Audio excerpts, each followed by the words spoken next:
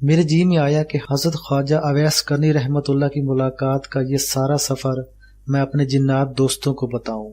حاجی صاحب صحابی بابا کی، عبدالسلام کی، باورچی بابا جن کی، اور بھی بہت سارے جنات، ٹھٹھا کی جیل کے محافظ جنات اور بے شمار جنات، ان سب کی میں نے دعوت کی اور ان کو اپنے پاس بلایا۔ جب میں ان کو اپنے پاس بلایا اور انہیں وہ ساری حقیقت بتائی جو حقیقت مجھے آنکھیں بند کرنے کے بعد مجھے دکھائیں، پھر اس درویش سے ملاقات جو یا لطیف ہو یا علیم ہو یا خبیر ہو، وجدان کی حالت میں پڑھنا، پھر حضرت خواجہ اویس کرنی رحمت اللہ علیہ سے ملاقات، یہ ساری ملاقاتیں میں نے ان جنات کے آگے بیان کی۔ بہت خوش ہوئے۔ ان میں ایک جن بیٹھے تھے جو خود بہت بڑے عامل تھے، حدیث کا علم، فقہ کا علم، نجوم کا علم، ستاروں کا علم، ان سے بڑا ثانی جنات کے مطابق کوئی بھی نہیں تھا۔ وہ اجازت چاہنے لگے کہ میں کچھ عرض کروں۔ میں نے ان سے عرض کیا کہ میں اپنی بات مکمل کر لوں، اس کے بعد آپ ضرور بتائیے گا۔ جب میں نے اپنی بات مکمل کر لی تو وہ بولے کہ دراصل بات یہ ہے کہ جس طرح آپ نے ملاقات کی اسی طرح میں نے ایک دفعہ حضرت خواجہ اویس کرنی رحمت اللہ علیہ کی زیارت کی اور ملاقات کی، تو میں نے ان سے عرض کیا آپ نے زیارت اور ملاقات خواب کے ذریعے کی یا روح کے ذریعے؟ فرمایا نہیں، میں نے حقیقتاً ان کی زیارت کی۔ اور ساتھ ہی صحابی بابا بول اٹھے میں نے بھی حقیقتاً ان کی زیارت کی تھی۔ میرے سامنے وہ منظر اب بھی ہے جب انہوں نے حضور اقدس صلی اللہ علیہ وسلم کی محبت اور فراق میں اپنے سارے دانت توڑ دیے تھے۔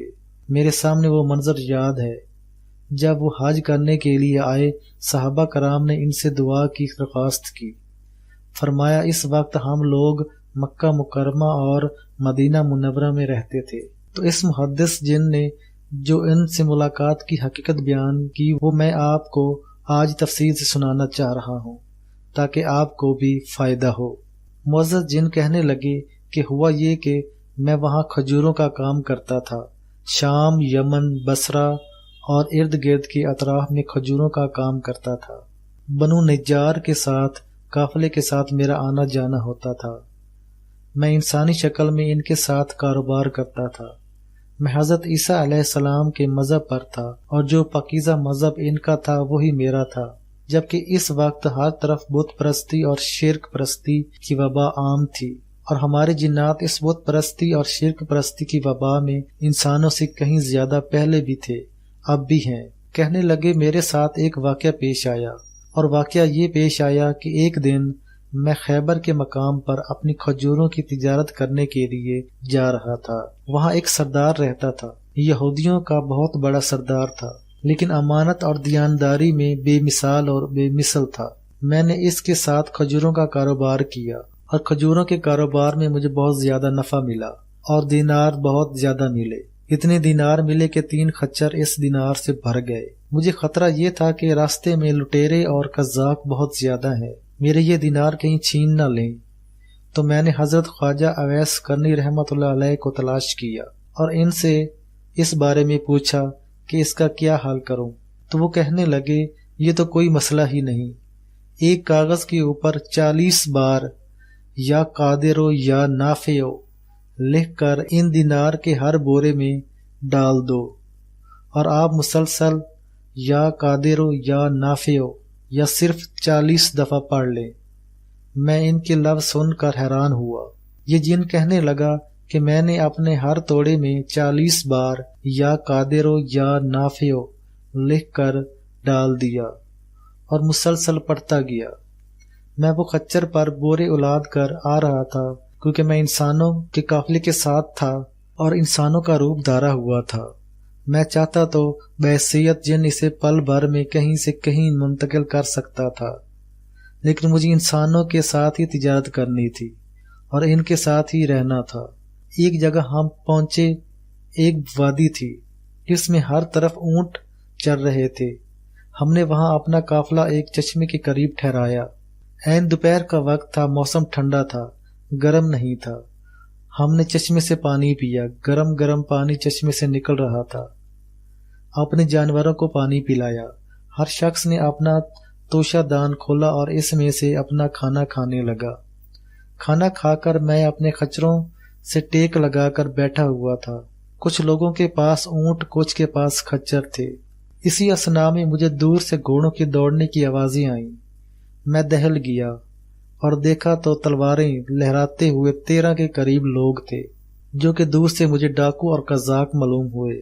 میں پریشانی میں اٹھ کر بیٹھ گیا۔ میں نے یا قادر و یا نافع پڑھنا شروع کر دیا۔ وہ محدث جن کہنے لگے کہ جب میں یا قادر و یا نافع پڑھ رہا تھا تو مجھے ایک عجیب تسلی محسوس ہوئی اور عجیب سکون سا محسوس ہوا۔ میں نے محسوس کیا کہ میری دعوت پر جتنے بھی جنات آئے ہوئے تھے وہ دم بخود اس محدث جن کی بات کو سن رہے تھے۔ کہنے لگے جب میں نے وہ پڑھنا شروع کیا تو مجھے ایک عجیب تسلی اور سکون محسوس ہوا، تو جب میں تسلی اور سکون کے انداز میں بیٹھ پڑتا گیا تو وہ آئے اور تلوار چلانا شروع کر دی۔